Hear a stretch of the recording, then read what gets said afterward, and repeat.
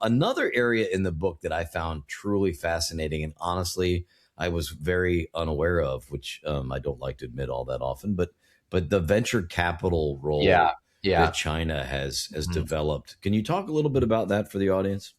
Yeah, this was something I didn't frankly know about as well. I mean, again, even going into this book, I was, followed the China threat. I followed it quite closely. I knew China was stealing stuff. I had no idea about the scale. I had no idea about the breadth and the different vectors, and that one of these things was finance VC. They will go after American startups.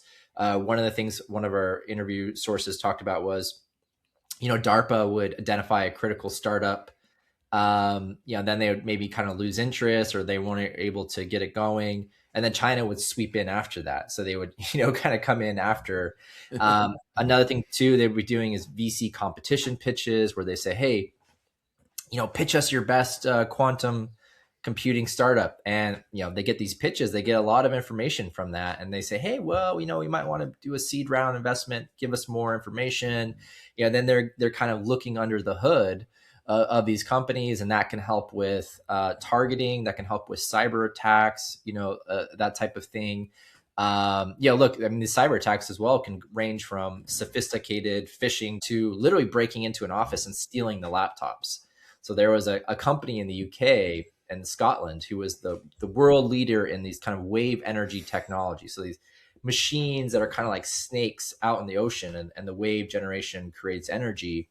A Chinese delegation went and visited their factory in Scotland, and they had a big dinner at Edinburgh Castle the night of, whiskey tasting, etc. Literally 2 weeks later, their offices are broken into. The first floor, which has a Siemens office, is bypassed. No one goes there. And then these thieves, who were never caught, steal five of this company's laptops.